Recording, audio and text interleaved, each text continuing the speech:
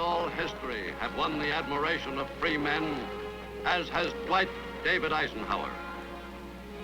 A soldier statesman of unique ability, Dwight Eisenhower commanded the respect and cooperation of scores of political and military leaders in his great crusade against Nazi tyranny in World War II.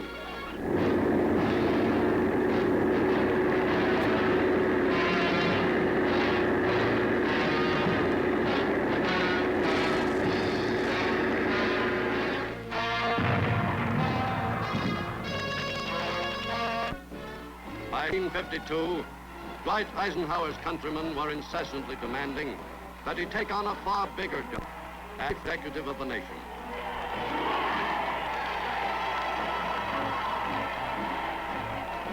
Although he was nominated by the Republican Party, Eisenhower won the enthusiastic support of Democrats and independent voters as well. States preserve, protect, and defend the Constitution of the United States. So help you God. So help me God.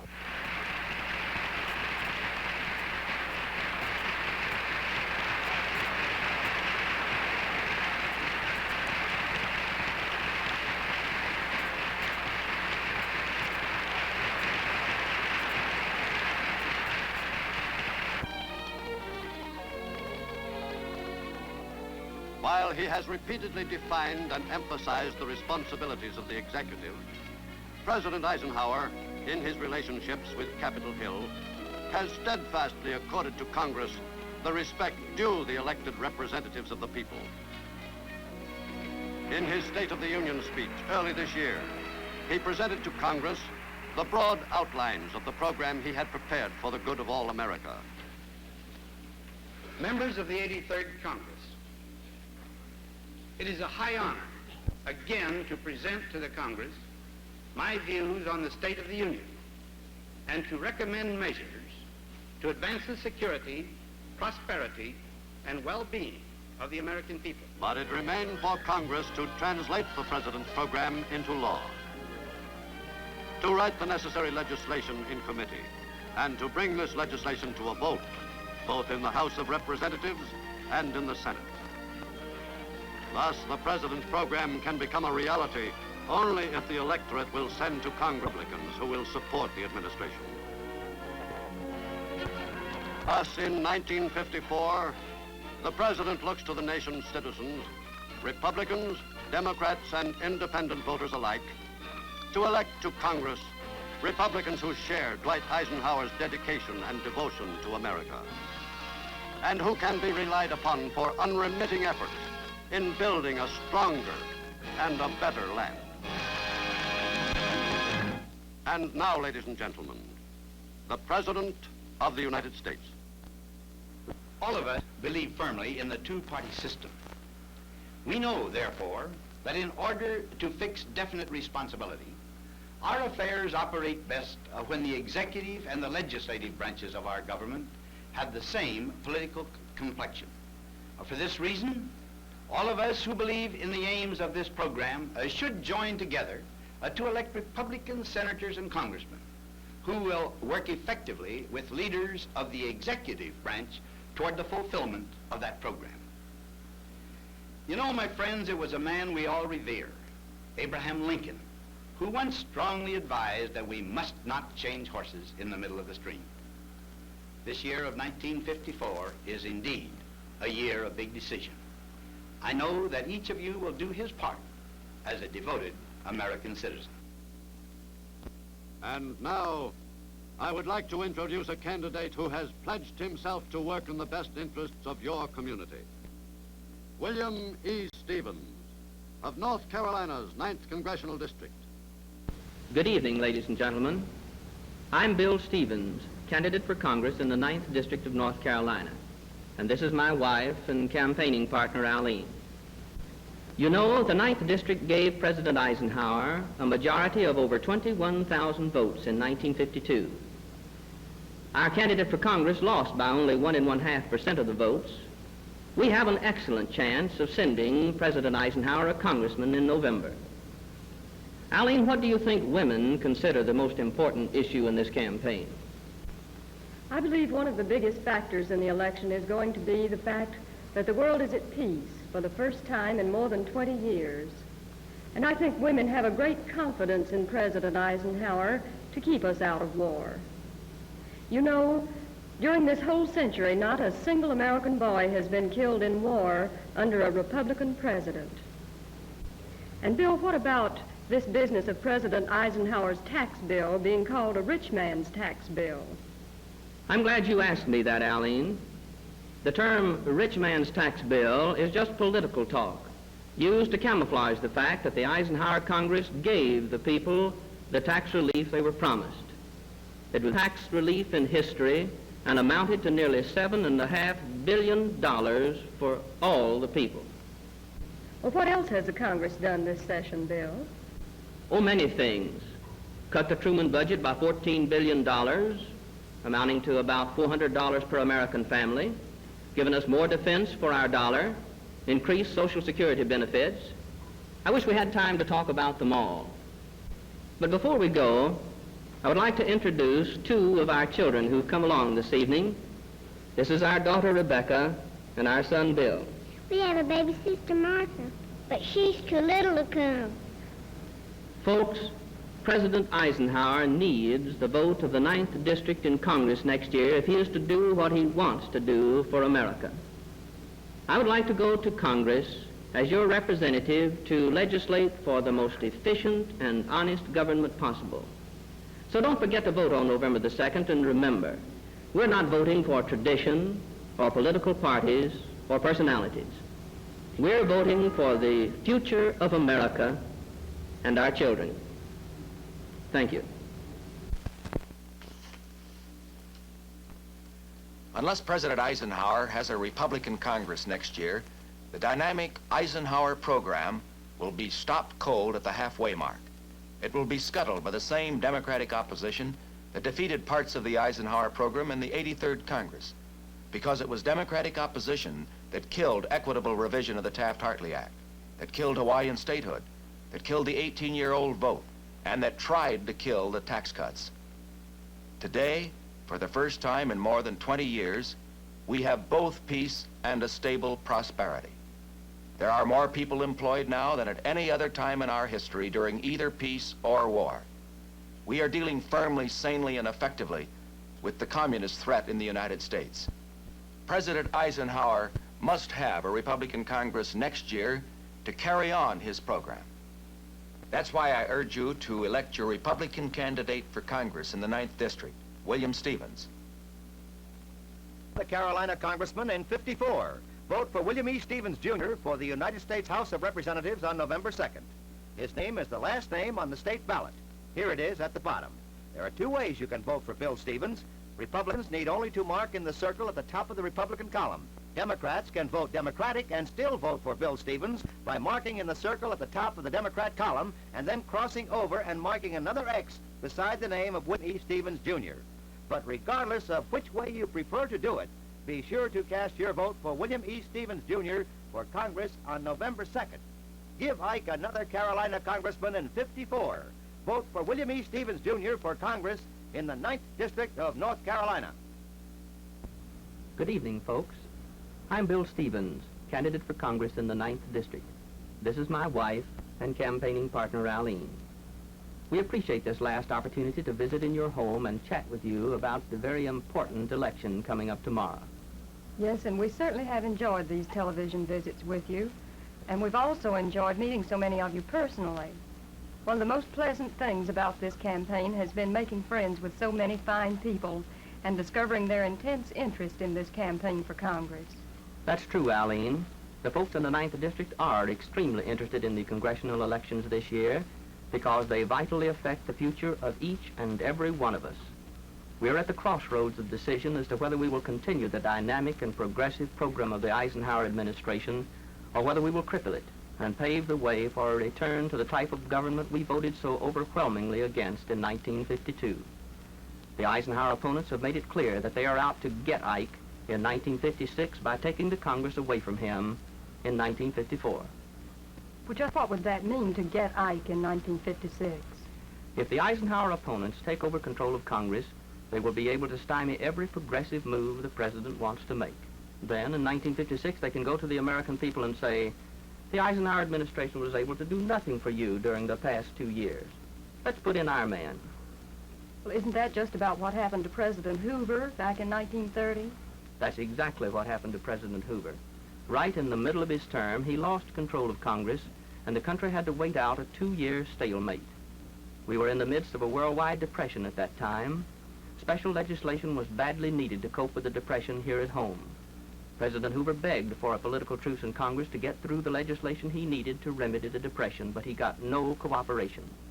Opposition leaders made it clear that they were more interested in electing a president in 1932 than in pulling the country out of the depression in 1930. So America suffered an additional 2 years until a president and a Congress of the same political complexion could be elected. Then they proceeded to pass much of the same remedial legislation that President Hoover had asked for and been denied. Bill, what is all this hue and cry about the 90% farm price supports? What does all that mean? Allene, the farm price supports issue is mainly political propaganda, created out of the farmer's problems and calculated to buy his vote. Here's what happened.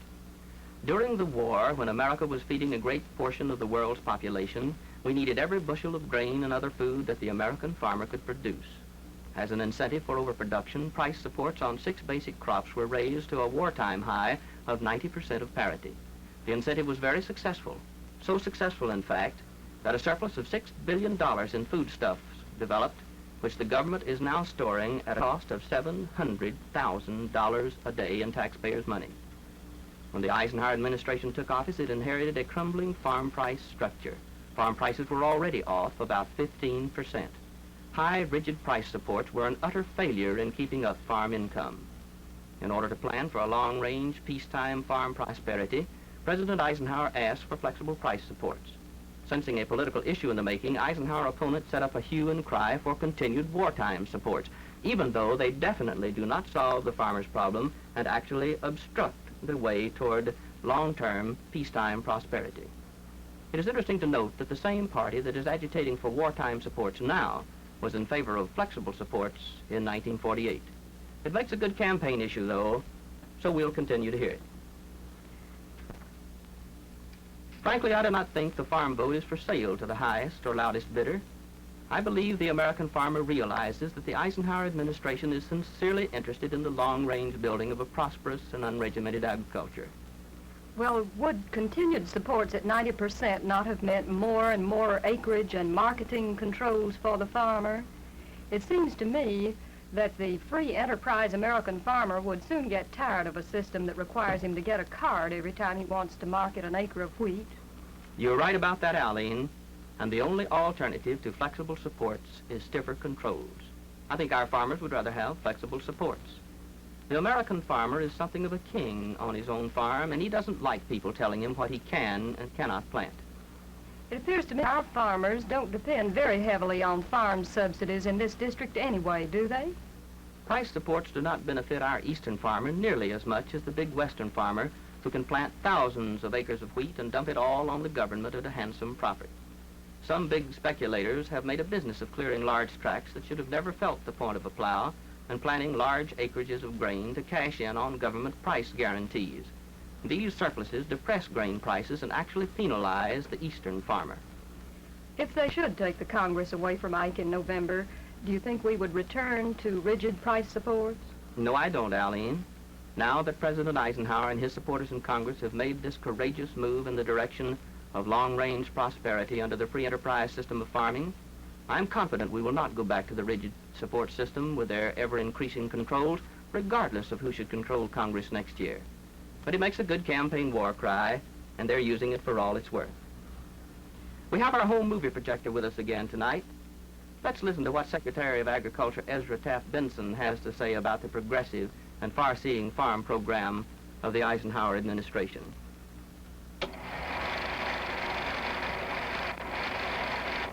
Notable steps toward a balanced agriculture mark the first half of the Eisenhower administration. Through a flexible price support program, our farmers are encouraged to gear their production to the needs of the people and the benefit of themselves. This will build markets and prevent price-depressing surpluses. It also will mean less government interference in farm operations. We launched the greatest expansion of grain storage facilities ever undertaken. We continued price supports on small feed grains. We greatly enlarged surplus removal operations. To rebuild export markets, we created a stronger foreign agricultural service, sent trade missions abroad, expanded the use of barter, initiated a policy of selling our products for foreign currencies, offered our agricultural surpluses for sale on world markets at competitive prices. To relieve suffering in 2 years of drought, we provided special livestock loans, initiated a wind erosion control program, made disaster loans, and provided emergency feed programs. To assure better income and permanent progress to farmers and better living to all Americans, we have made research and education a watchword of our agricultural policy. To give better service to our farmers, we streamlined the Department of Agriculture. These steps will move toward a stable, prosperous, and free agriculture.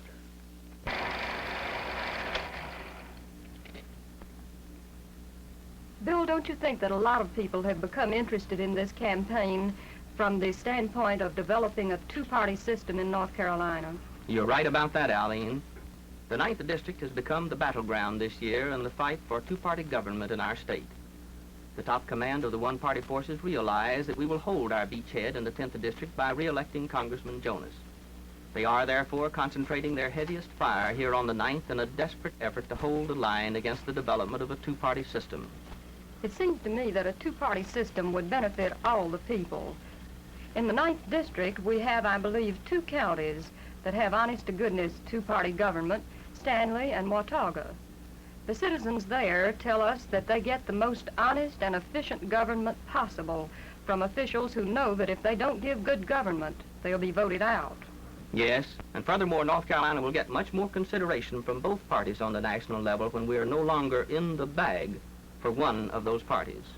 And then perhaps we can raise North Carolina from its embarrassingly low position on the totem pole in education and per capita income. Yes, it's a real privilege to be campaigning not only for supporting Ike, but also for the promotion of the two-party system of better government in North Carolina. I will always be grateful for the opportunity. It would certainly seem to me, Bill, that all the voters of North Carolina deserve a two-party choice at the polls. Our whole American form of government is based on the two-party system. That's true, Allene. They do deserve a two-party system, and it's on the way. The Republican Party is organized this year as never before to protect the interest of the conscientious voter at the polls. Nevertheless, it is going to take the personal attention and effort of every good citizen of the 9th District to assure an accurate expression of voter sentiment at the polls tomorrow. It is going to take a determined march on the voting booths by a dedicated, fair-minded citizenry to establish this second beachhead of better government in North Carolina. Bill, we have only a few minutes left before we have to go, and we've hardly touched on all of the accomplishments of the Eisenhower administration. That's right. And these folks go to the polls tomorrow to judge the Eisenhower administration on its record and decide whether to give Ike a favorable Congress with which to continue his program. I would like to say to our hosts that the most important thing to me that the Eisenhower administration has accomplished is getting us out of war in Korea and keeping us out of Indochina. All of us love peace, and I believe that there is a deep confidence in President Eisenhower's ability to preserve it for us. Yes, with the proper cooperation between the President and Congress, we can have continued peace, and with it, prosperity. The Eisenhower administration has done a magnificent job of converting the economy of this country from a wartime to a peacetime economy without the deep depression promised us by the prophets of doom and gloom. I believe we can look forward to the greatest period of prosperity in the history of America during the immediate future. And don't forget that the Eisenhower administration has brought 10 million more people under Social Security and increased benefits for everybody. Right. And they have really made it tough to be a communist in this country and nearly impossible for one of them to worm into our government. They've halted runaway inflation and stabilized the purchasing power of the dollar. And given the American people the biggest tax reduction in history, $7.5 billion. They made this tax cut possible through the strict economy and government and the elimination of wasteful spending. How much less has this Congress appropriated than the preceding one? $64 billion, or the equivalent of about $1,600 for every American family. And all the while, we're getting more defenses for our defense dollar. That's right. America is safer today as a result of far-sighted defense planning and wise expenditures. And there's a new moral tone in Washington, too. No more mink coats and 5%ers. Americans now can be proud of their chosen leaders in Washington. Yes. The Eisenhower administration has done a good job for all the people of this country. President Eisenhower deserves a favorable Congress to work with during the next 2 years. Let's give him the tools to work with so he can do more for America. And this district is one of the crucial ones needed to assure Ike a favorable Congress. This could be the district that turns the tide for Ike in the House of Representatives. It promises it to be that close. Folks, when you go to vote for Bill Stevens, you will find his name at the bottom of the state ballot. Even though this is an election for national office, his name is at the end of this long list of state officers and judges. Here it is, William E. Stevens, Jr. Don't confuse it with another Judge Stevens over here. Remember, they put his name, the very last one, on the ballot. Now, there are two ways you can vote for Bill Stevens. Republicans can vote for him by marking an X in the circle at the top of the Republican column, and that's all you need to do. Our Democrat friends can vote for Bill by marking an X in the circle at the top of the Democrat column, and then coming down to Bill's name and marking an X beside it. That way you can vote Democratic and still vote for Bill Stevens. But whichever method you choose, I hope you will decide to vote for William E. Stevens, Jr. Let's give Ike another Carolina congressman in '54. Folks, tomorrow is the day of big... Will we give President Eisenhower a favorable Congress to work with during the second half of his administration, or will we deny him legislative control of his dynamic and progressive program? The answer is up to you. So don't forget to vote tomorrow. And remember, we're not voting tradition or parties or personalities. We're voting for what is best for the future of America and North Carolina. Thank you. Since the founding of our nation, all Americans have realized the virtues of wise leadership. Such leadership works for the people, with the people, in building a better America and a stronger nation. The liberty and glory of a great nation is renewed by the faith of its people in a better tomorrow, a happier tomorrow, where each in his own way is free to worship his own God, free to choose those who govern him, free to live his life in the image of his Creator. This is America. This is the land of the free and the home of the brave. This is forever your country and mine.